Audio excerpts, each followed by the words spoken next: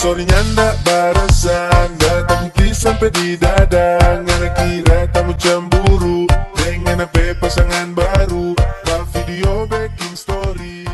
Kalialah satu contoh mesin ringkas yang memudahkan beban diangkat ke atas dengan menggunakan daya yang kecil.